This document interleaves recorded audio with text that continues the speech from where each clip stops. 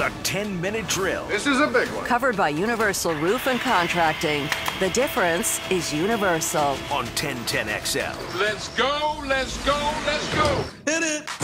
All right, as happy as I was in the first segment with our discussion of all things sports and how much normal it felt and how great it was to be watching things and picking and choosing and seeing things happen, the negative started Saturday, like sort of out of the blue for me, when the MAC canceled or postponed or whatever they're going to do. I don't know. I guess they're going to try to play in the spring. Spring action.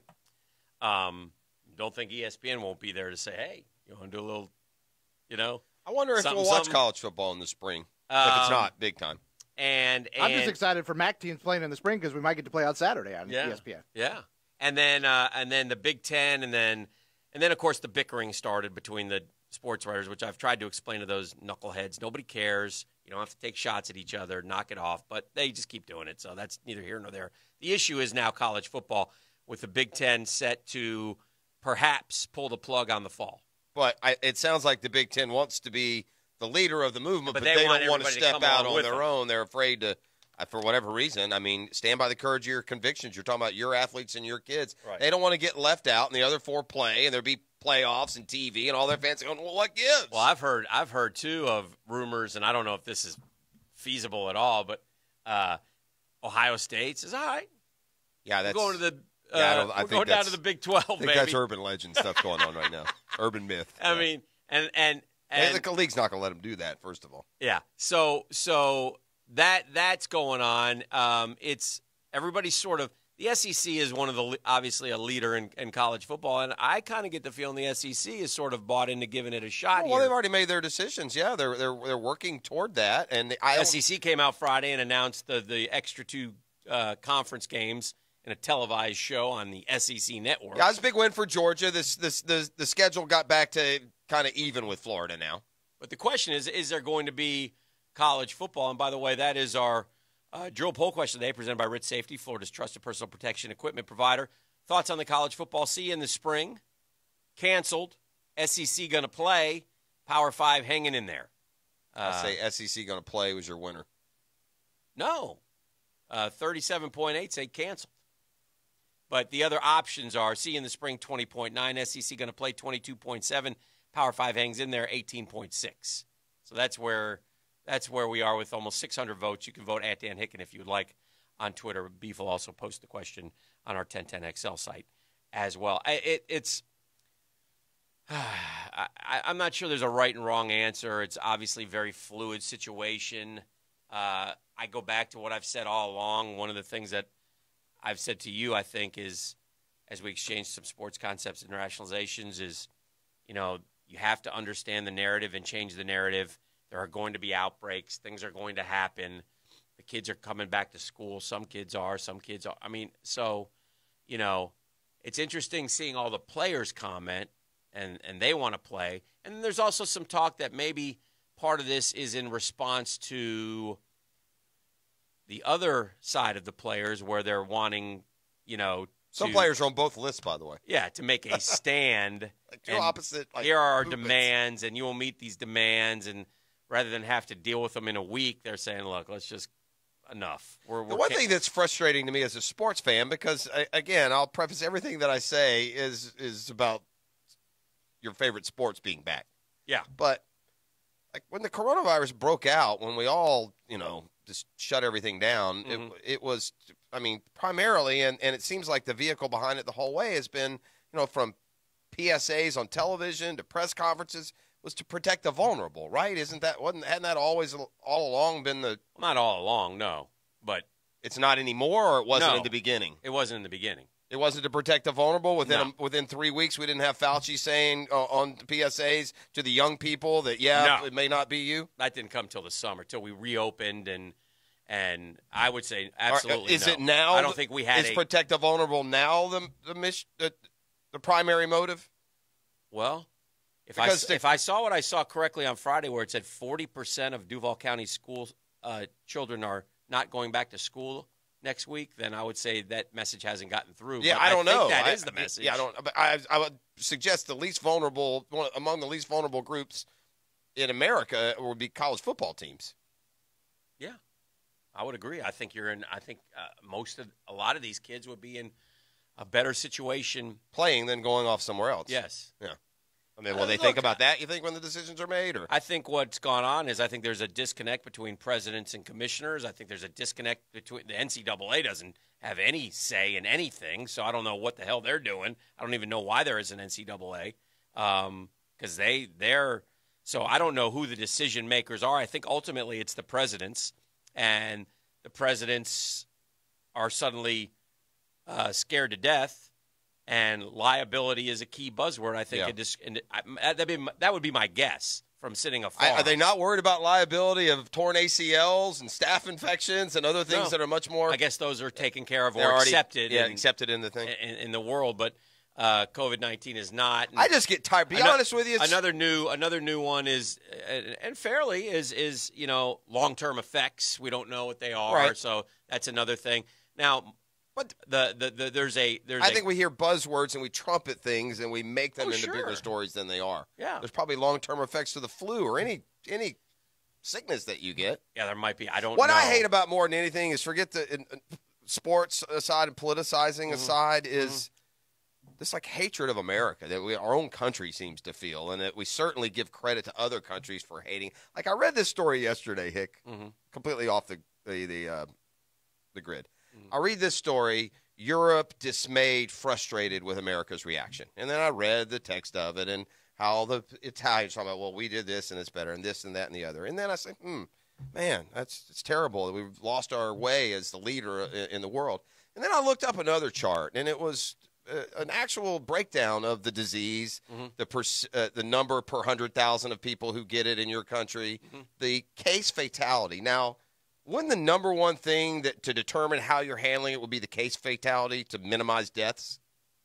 Oh, yeah. The percentage of all right. Well, the percentage of cases in the U.S. that end in death is 3.2%. And then I looked above and I said, this is strange.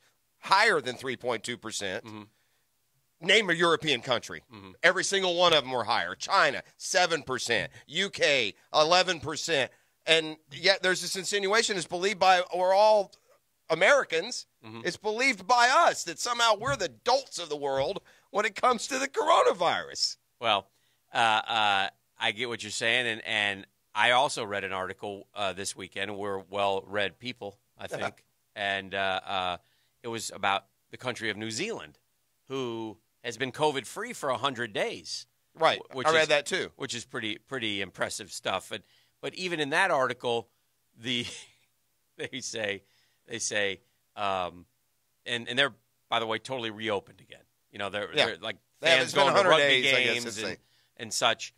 But worried about, part of the article is how everybody's worried about, how we're handling it. Well, what do you suppose? I mean, what do you never go back to normal? And so one of the talkers around here is, as we look to football, kids going back to campus, kids going back to school, our kids going back to school.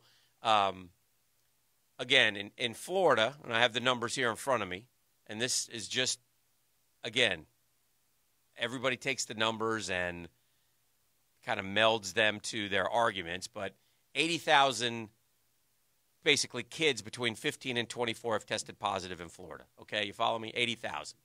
0.95, less than 1% of them were hospitalized. 0.026 of them have died. Now, nobody wants to die. Nobody should die. Not. Nobody should. I mean, it's inevitable, and it's what we deal with. But if that's the risk versus being away from school and sports, the risk, like, I have a 15-year-old, so I can tell you just my own personal family experiences. My son would not do well and did not do well sitting at home and watching school on a computer. That is hard.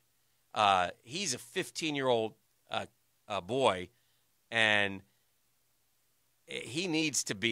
he has a hard time paying attention for 5 minutes. He needs to be, to me and my wife, we feel like he needs to be in the classroom learning, and being with others so he can stay somewhat focused. So that's kind of where we're at with that. But I do think we do poo-poo or don't pay attention to or I mean, the mental health side of component of being cooped up for months now for the kids. So it's and everybody's entitled, and I respect everyone's own decisions. And, again, maybe said child lives with grandma, and that risk is certainly one. Certainly. I get that. Yeah, I do too. That. But that's by way far and beyond the minority. Right. That's not the average case. Again, life is risk management. Risk managing every single thing you do, whether it's an investment you make, a decision you make, whether you're going swimming or golfing or whatever it is. Yet when it comes to this, somehow all notion of risk management and the reality of what this is and and how often each happens is completely thrown out the window. It's So strange. This week we should start to get a feel what's going to happen back to college football. In the world of college football, the Big Ten sort of jumped out into the lead. And if, I'm not so sure, I'm not convinced that everybody's going to follow suit. They may, and they may just say, let's do it in the spring. What if they did it in the spring, Pross? Is that doable? No, I don't care to watch college football in the spring. Oh, you would. Well, you say that, Hick, but there's a lot going on in the spring. Yeah. I don't know why you'd wedge it in there. Look. If you leave, by the way, if you leave, you think it's going to be 0% in January of COVID? Oh no! Because every day that goes, the bar for what is safe to do goes lower and lower and lower. And eventually, unless it's completely gone, we're not going to play. Yeah. Well, so that's why I don't. And I guess it'd be more waiting on the vaccine, which they're hopeful will be at least start to be that they can start rolling out in January. Although, they've moved a bunch of them along. They've poured a lot of money in this vaccine, so they're trying to get that up and rolling as quickly as possible. If you do leave or do cancel the fall, fret not, football fans. The NFL will pounce on Saturdays. Yeah. And you'll have a 1 o'clock, a 4 o'clock, and an 8 o'clock game. And you should. 3 games you'll have. Now, they may not be – some will be good, some will be bad, and there won't be more than 3, I don't think. But the NFL would just – to have Saturdays – from 1, 4, and 8, those 3 dominate those time slots, and then go into Sunday with all more football. They'll do that like it's and nobody's it's easy business. to do with no fans. You're not imposing on anyone's plans. If you were supposed to play at 4 on Sunday and said you're playing 1 on Saturday, it doesn't matter. Yeah, like in the past, those logistics would be harder to maneuver around. But they won't in this case. I would be shocked if the ACC and SEC cancel their football. I do not think they will. I think they'll try to play football, whether or not they get all the way through or how they react to a test or otherwise. I think it says a lot that Trevor Lawrence and Justin Fields are the 2 biggest names in the sport. And then all the other, it's not them saying they want to play, Hick. It's stuff like this that people should also take into mind. Jacob Copeland, I want this season more than anything. Being back in the slums ain't going to help me do nothing. Well, in fairness, we're going to pay attention to the players now, but we're not going to pay attention to the players when they want changes in college football. So which is it? Well, the sports fan, that's fair, and that's life. Everyone's going to align with more in with what they want. Well, what they believe, not so much as what they want. Sure. This is more hand in hand with that previous one than you would think, though. This is asking for some of the same things. It's just not saying we're not going to play if we don't get them. No, And even those first players who from the Pac-10, I don't think they, quote, don't want to play football. Yeah. I just think they want some more, up front. What about I think the presidents are terrified of a lot of things right now, and it's easier. The easier road is to cancel or postpone.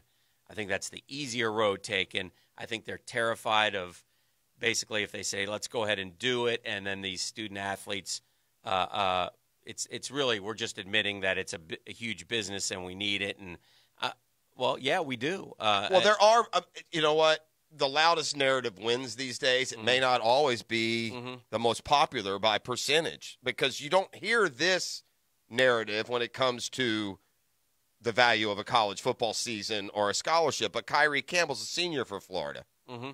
And he said this yesterday. It's my last year. Honestly, I need this season in order to change my family and my life for the better. I understand there's a pandemic going on, but I come from nothing. I've been living a pandemic. It should be a choice. Always ready to strap them buckles up, come on time to play. And I think that's a good point. I'm sure there are a lot like him. Yeah. Yeah, it's. Look, again, it's going to unfold here now because it's go time, Jeff. It's August 10th. Yeah, sure. I mean, the season starting, for the SEC at the end of September, for the ACC mid-September, it's go time. And somebody's got to step up and make a decision. We are all – and again, there's a great article by Joel Sherman. You know Joel Sherman? He's a baseball writer. Yeah. You know who he is? He likened the Major League Baseball season to a scene in Apollo 13. And he said, the baseball season is a little bit like Apollo 13. That's the movie where he goes, one thing went wrong and it led to a bunch of other things going wrong. And it became more of a let's get these guys home, let's finish the season. And while some in baseball, the famous line in the movie, and I guess it was taken from real life, was when they were talking and they said, one of the guys said, this could be one of the greatest disasters in the history of NASA, the greatest disaster in the history of NASA. And Ed Harris, who played the role of, turned to him and said, well, with all due respect, sir, I believe this will be our finest hour. And Sherman said, I'm not likening baseball, but he said, if baseball is able to pull through and go through, hey, it would be a great moment for the Major League Baseball. The other side for the Marlins and the Cardinals is, well, that's X amount that you don't have to worry about. X amount of players. Oh, yeah. Right? They've already tested positive, Oh, yeah. and you're not worried about them getting it from somewhere. I don't know. The Cardinals have still only played 5 games. Yeah, that one is. The Mets have played 16. That's like How many have you played? We've played 16 also. We're 11. No, 17. We're 11-6. 17. Yeah. It is kind of comical that they're just like pretending like they're not there. Yeah. 5 is really, 5's a low you can't number. catch that up. So obviously there's a contingency plan they're not ready to go public with, but it's going to have to come down to winning percentage or something, which isn't fair either. Like now, the Marlins would be ahead of the Braves. Are they right now? By still? winning percentage. Yeah. They're a half game back in the standings. I wouldn't worry but the too winning much about Well, no, am I, but I'm just saying. Yeah. But if the Marlins hung around and got one of the playoff spots, then if you don't get a playoff spot, I told you this a while ago, it's unfair in a lot of ways. Now, for the Marlins, look, they've been decimated. They have called up guys from left and right, and there's like 5 jumbo shrimp guys throwing for them, and I obviously got to watch one game this weekend and kind of followed them a little bit more. They got some Olympic speed skater making plays for them. Have glove, will travel. I mean, they're just doing whatever they can to field the team. So there's a penalty in that.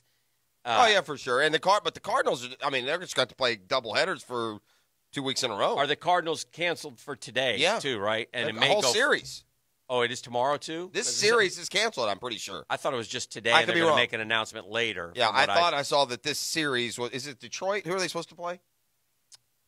Might be Pittsburgh? Yeah, I think it might be Pittsburgh. Anyway, yeah, it's Pittsburgh. We'll talk more baseball later. But do you know who Joe Adele is? Everyone does now. Yes. What? Who is all-time dope era? Is he? Isn't he a? Oh isn't yeah, he, this is the right Isn't fielder. he like a phenom though? Kid from the Angels? Isn't he supposed to be one of the, like really highly like their answer to the Robert kid from the White Sox? I thought he was a young. Anyway, Joe Adele goes full. Might have been worse than Canseco in some respects. It was very much worse. Because it's it almost looked like he did it on purpose. Yeah, it's a catchable fly ball in right field, barely at on the track, barely on the warning track, and he catches it sort of, and then proceeds to kind of. He was their number 1 prospect last year. Yeah, yeah, and he proceeds to flip the ball over the fence. From 4 or 5 feet. Yeah. And it was a classic moment. Like his glove was like a trampoline. A's and Astros fighting. It's pretty clear. Protocols be damned. Major League Baseball, and not the organization, but teams, they hate the Astros. Oh, yeah. And there's a big-time hangover going on right now with the Astros and the Nats, who just got swept by the Orioles at home this weekend. Yeah. But I love seeing it, what the Astros did. They deserve to be Think about how bad it would have been for the Astros if we had played ball in April. With actual fans, too. Woo! Anyway, so a lot to kick around. We'll do some baseball. We got Baselli coming up top of the hour, so lots of insight into the Jaguars franchise coming up for you with Breakfast with Baselli. Beef, do we have a prize pack this week? In a way of speaking, yes, Dan. Okay. What have you coddled together the 1010XL prize pack with the T-shirt and the koozie? No, it's they don't have to come get A a pencil? prize pack. It's coming to them. Oh. A floral arrangement from our friends over at Kuhn Oh, Flowers. that's there you go. fantastic, man. I'll take that. So there'll be no caller today. Okay. Well, there's still a caller, yes. Management says we have to give it away. Caller number 3 right now. Number 3 at 641-1010. If you'd like a floral arrangement from Kuhn Flowers. More coming up next on The Drill.